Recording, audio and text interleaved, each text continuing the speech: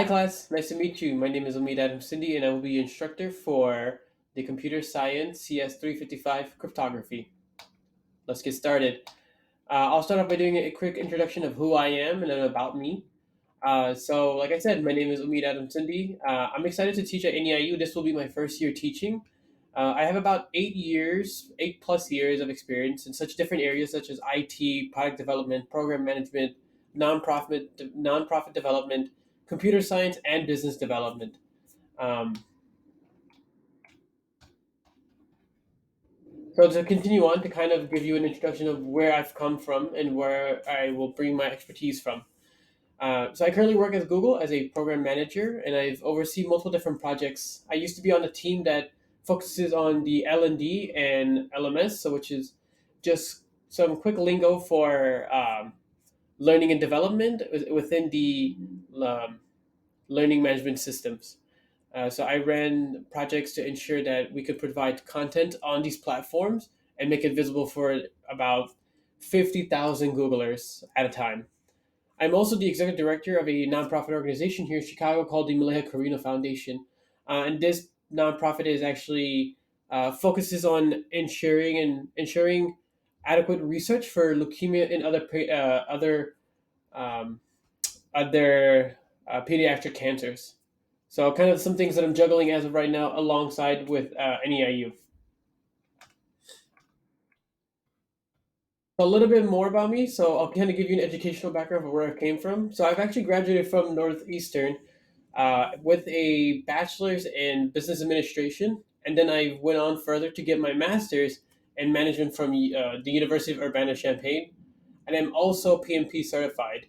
What PMP certified means is that I'm actually eligible to give recommendations in the world of project management. So this is like our big certificate that we have in the world of project management. It's highly recognized, highly regarded as one of those higher things to have. And I recently got it after months and months of studying. So to also give you some fun facts about me, I've actually written some academic papers. I wrote one not too long ago about iPhones and their productivity in the sense of work environment. So I linked out the paper here if you're interested. I'm also an avid reader, so if you have any book recommendations, I'm always willing to listen to some audibles and kind of. I've been on this stretch of doing at least 12 a year, so once a month. So I'm on a new book right now. It's called Dare to Lead by Bernice Brown. It's a really great book. I also have a rescue cat named Dino. If you ever attend office hours, you will most likely hear him in the background. He's actually sleeping right here, but if you want some photos, I linked it out as well. If you also just want to learn more about me in general, I have a website called www.omicity.com, and I have a whole bunch of different things on there. So if you're interested, feel free to check it out. But yeah, I'm super excited. Let's jump into some more fun stuff. So the part everybody's been looking forward to, the syllabus. Just to kind of give a quick overview, this is the course information and kind of some of the things that we're going to learn in this cryptography course. I do want to make it known that I understand that this is a summer course and the objective of how the layouts are is more asynchronous. So I provide the lectures, you guys watch these videos, get the assignments done during the deadline. What I want to do that's a little bit different this year, or for my course specifically, is that I want to be as available as possible. So this isn't a here's the course content, read it, deal with it, and kind of leave me alone. I'm a more hands-on professor, and I definitely want to hear some insights and kind of some suggestions of some things that are working and not working. I purposely haven't pre-recorded a lot of these lectures because throughout the course you'll see I'm going to be asking for some feedback. So I need to know what I'm doing right and what I'm doing wrong, and kind of just learning from there. So just like, as an FYI, don't think this is a here you go, deal with it on your own, and you're kind of on your own, and you know the grading process is very ambiguous. So later on, I'll actually show some examples of some things that I can provide. So again, this is a three credit course, and this is from cryptography. So we'll learn about different things as digital signatures, entities, some key exchanges, some cool stuff too. I'm trying to incorporate more of real world examples, and then I'll talk a little bit about the hot topic right now of cryptocurrency and some little bit about Bitcoin. So I know some people might be interested in that. Some prerequisites was the CS 324 or CS 404 with a minimum of a C. As I mentioned, this is an asynchronous course, so there is no lectures. You'll just have to watch these videos um, and kind of get the material from there. But I'm also very available. From faculty information, ooh, I just passed through that again. Omid Adam Cindy, Masters of Sciences and PMP. That's what that long acronym behind my name mean. My office locations are remote, so I'm remote locations. There might be times where I am in the office. I'm in the NEIU campus. So if you're on campus, the one on over here uh, on here within the Chicagoland area. So if you're anywhere nearby, just I'll usually use some sort of alerts through D2L to kind of let us know where I'm at and if you guys are interested. But office hours are usually Tuesday, Thursdays, 12 a.m. to 1 p.m. Central Time, and Fridays from 2 to 3. Other than that, you can also reach me in office hours through appointments. So just kind of send me an email and then we can schedule an appointment if you can't make any of these hours. The email address here is okadams@neiu.edu. So here are some here are some course materials and major topics. I linked on the textbook right here. It is online. It's for free. Please, no need to go out and buy the book. I really recommend that you just use the PDF version. But if you want to buy the book to have a hard copy, by all means, go for it. But this book is online and it is for free on PDF. Here are some topics that we'll cover: some cryptography, discrete probabilities, key exchange, some stream ciphers, authentications, blockers, and some cryptography algorithms. To actually go back here, there may not be too many of these coding questions, if any.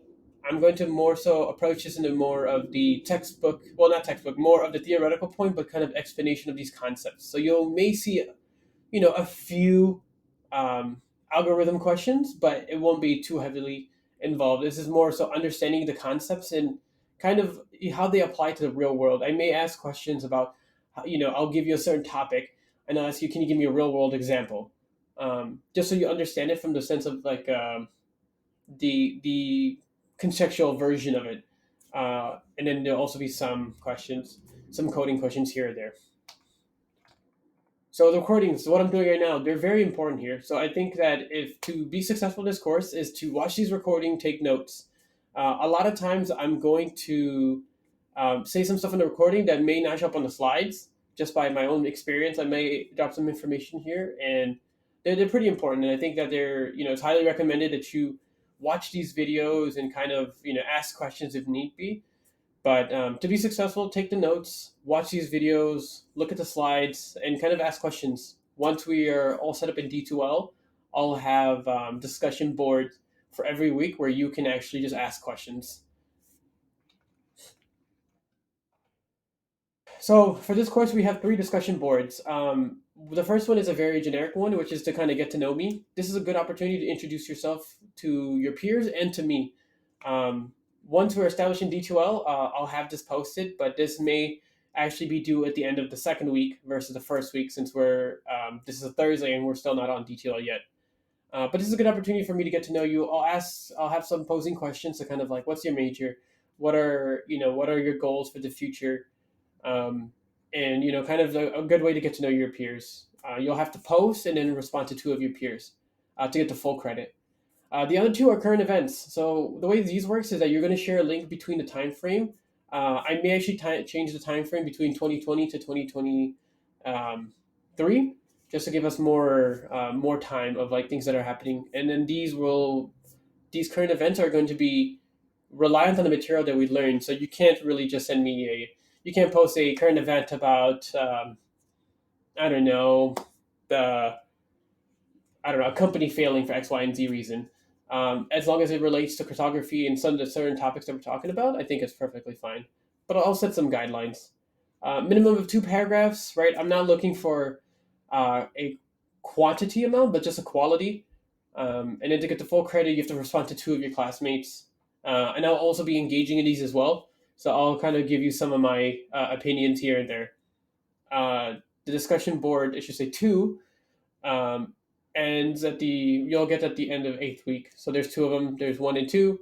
First one is end of fifth week, and the last one is at the end of the eighth week. So one-on-one meetings. This is going to be kind of different than something that you may be used to in the past.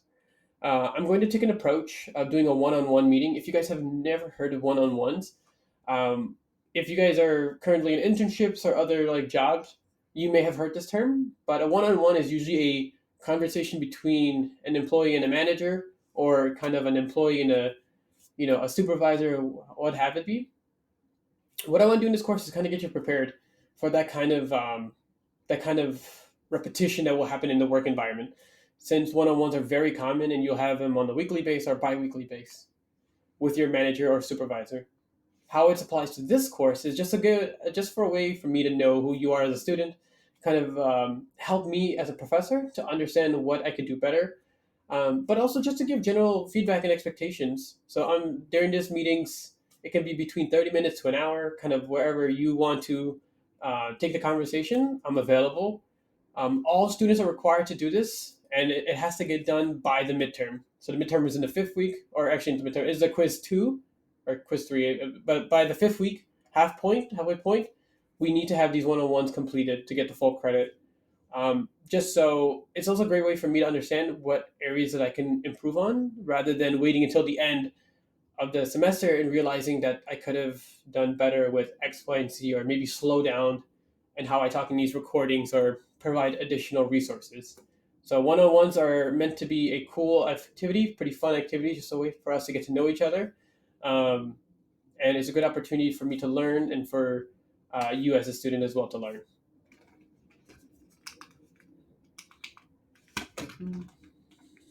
So quizzes.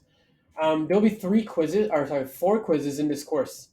They will all be done through D2L. You will have an opportunity to retake them twice. So you'll have the first opportunity to take it, and you'll have the second opportunity. So you can take it twice. Um, this way kind of helps you like get a little practice in with the first one, and then the second one, it's going to be the real deal in my mind. But in the reality of it, I'll take the highest score. Right? If you didn't do so well on the second time, but you did better on the first one, the highest score wins. Um, I'm not a big fan of averages, so just a disclaimer. Um, if you did the work and you did it appropriately, you should get the highest grade. So, except for the first quiz, everything else will be about a 3 hour long quiz. So there's no exams; there's just quizzes in this course. The first one is going to be a syllabus quiz, which will actually happen at the end of week two, since we're already about 80% done with week one with no access to D2L. But how I envision these quizzes is that they're going to not be cumulative. So it's kind of just that the weeks prior to that quizzes is how we're going to be the materials on that quiz. So I don't believe in the cumulative quizzes or exams when I was in my undergrad and graduate, so I won't apply that to this class as well. So you'll only be responsible for understanding the material for the weeks prior. But evidently, by the time you get to the last quiz, there may be some um, learning objectives that you've had to have learned to get to that point. But I won't be asking any random questions from week one during the week eighth. Um, so I just don't believe in that, and I think that's unfair. Cool. Next, we'll go over to extra credit. Um, there are two ways to get extra credit in this course. The first one is meeting with experts. So this idea actually stems from my own experiences of meeting experts in certain fields. So most of you guys might be computer science majors. So what I want to do is actually bring in real world professionals from all these different companies, and kind of have a conversation with them, like a little interview. So it's an interview with the experts. And this gives me an opportunity, and gives you as the students to actually learn from these experts that are in these fields, and kind of ask certain questions. These aren't required. These are just optionals. So to actually get the full credit, you can either do two things. You could join the interview. I'll have an interview online. There'll be a certain set time, and you can join. If not, there will be a recording of it, and you can actually watch it. And to get the full credit, you'll have to write two paragraphs about what you've learned, and kind of how you've been inspired by this, or maybe any some further questions you have. But it's not required. You don't have to do it. This is an optional thing to get extra credit.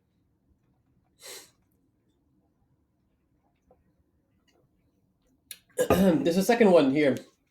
I call them Easter eggs. During my graduate course, I think this was a fun thing that one of my professors did, and it was kind of like these small little bits of things I will leave around. So if you ever watch like any sort of movies nowadays, there's always an Easter egg of how things connect. So something similar here is that I may have small verbiage somewhere in one of my slides. I can tell you this is not on this slide, but I'll tell you like one of my slides. I may have a small little caption somewhere that you'll have to. It's like pretty small, and it'll say something like, "If you can read this, send me a picture of, anything. Send me a picture of an animal, of your dog, cat, or if you don't have any animals, send me some picture of a cat online." And this way, I can actually know if how I think it's a cool, fun way to just kind of have these little pop ups and kind of keep everybody on their toes. And if you read them, you catch them, you'll get the extra credit for it. So usually, typically, if it's on a week slide, it will only be valid for that week. So if you're in the week 7 and you catch one from week 2, it will no longer be applicable. But I think it's something pretty cool. I think I'll also just drop some extra credit here and there, something that comes up. I think I always love extra credit myself when I was a student, so I kind of just want to give that back away, give that away as well. Cool. And this is a big one. This is a big one here, and I can tell you this from my own experience of work. Um, ChatGPT and BARD. These are two of the most famous conversations right now in the industry of academia and in the professional world. Look, I am all understanding that ChatGPT and BARD is like that hot new thing right now, and everybody uses it and everybody wants to use it. And I understand it is inevitable for you as students to use it as well in your courses. I have a few guidelines for how they should be used. I can't prevent you from using it in this course, but if you're going to use it, let me give you some suggestions on how to effectively use it. And I can kind of give you some experience of BARD with my experience at Google. If you're going to use the tool, make sure that the information that you're actually receiving is accurate. You have to double check the data that is being given to you because a lot of the times it may seem like Bard and ChatGPT have all the answers and you copy and paste, but with the ChatGPT, the limitation is that the data is not accurate, as in current events. So if you try to do a current event question and then you answer it and it may be out of date, um, it's not going to work. I think it's be respectful and courteous with AI as well, and remember that it's a machine, not a human. So you have to understand how are you communicating with it. There may be certain concepts in this course that you may have no idea what I'm talking about, and it's just like you are just like I don't know what this professor is saying. Let me ask ChatGPT, and it will simplify it for you. And that's the way it should be used for conceptual understanding. I don't want to have these assignments that I provide, and then you kind of just like, all right, write me a discussion board blog post about current event X, Y, and Z, and then I'm going to post it here, and then take somebody else's comments and ask ChatGPT and Bard, how do you respond to this, and boom. Um, I want to make sure that you are learning as much as you can in this course, and if you're going to use ChatGPT, use it for more of understanding the material versus actually doing the work for you. I'm going to be honest. I'm going to glance over and see if anybody is using ChatGPT or Bard. Um, but as of right now, my idea is that I trust you as students to ensure that you won't be using it all the time, and you won't be using it to actually do assignments at all. But if you are, here are some guidelines, and if you actually want, um, during our office hours or one-on-ones, and you can even ask me what some tips. Right now one of the biggest hot takes in the world is having a chat gpt prompt engineer. So if you want to learn more about stuff like that, we can. But I did want to make it known that I am aware, and since I am someone that uses bard at work as well, I understand its limitation and I understand how powerful it could be. So just keep that in mind. For the grading policies, I have a pretty straightforward method on how I do this, and I want to be as direct as possible and transparent about the gradings. The get to know me discussion board is worth 10 points. Current events 1 and 2 are 10 points as well. One-on-one meetings are 8 points. Syllabus quiz is 2 points. Quiz 1 through 3 is 20 points. Extra credit, which is the Easter eggs and the expert meetings. Unknown value, that's going to be excuse me, that's going to be determined throughout the course, and what everything is going to equal out to 100 points. If you haven't seen, but I've sent out a link a Google Sheets where it kind of gives you all of the assignments, the due dates, and the points, and you can kind of track it from there. I will be using the same method when I'm doing the grading for this course. Um, just so I am also big about transparency and grading transparency. I don't want you to wait until the ninth week to figure out what your grade is. You can kind of track it as long alongside with me, and this also helps check if I have missed anything. If I told you got a for quiz one, I gave you 18 points. Um, but the quiz itself says 19 points. There we go as a discrepancy. So keep me on check as well. I may miss stuff. I make mistakes. It's common in my world, so no need to worry. But this is a good way to have a transparency and kind of understand where to go from there. And the grading policies as well is pretty straightforward. If there's an error in your grade, you have about 48 hours to kind of let me know. I do make mistakes. I'm wrong a lot of the times. So, just feel confident enough that you can submit your questions to me. I'm not one of those professors that will double check your assignment. And if I find something else that's wrong, you get another reduction. This is just clear. This is just purely for increasing your grades. If I give you if I gave you a correct answer on one question, but it wasn't actually correct, I stick by my original statement. Um, so, other than that, there's a 48-hour window. Afterwards, it's kind of hard um, for me to actually recheck it as well, just since the course will be moving pretty quickly. So I do have a strict 48-hour window that is allowed. And then after that, the grades are final.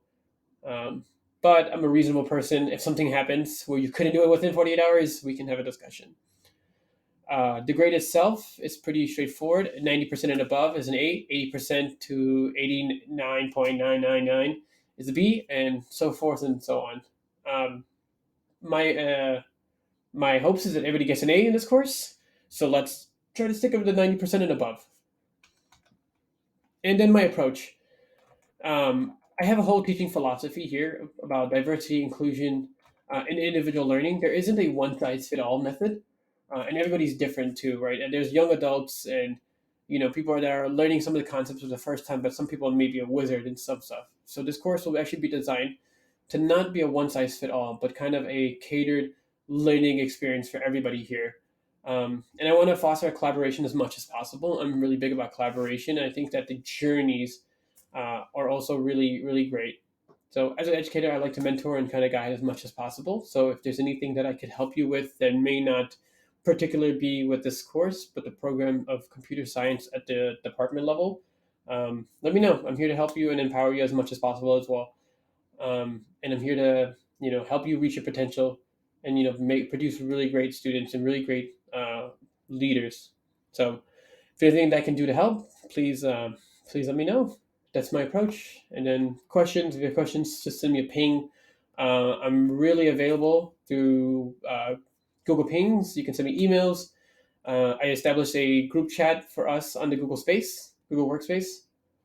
So multiple avenues to reach me. So there shouldn't be any questions of how to reach me. There's all these different avenues. So feel free to just reach out. And I'm super excited to have this course with you guys. Take care, everybody. Bye bye.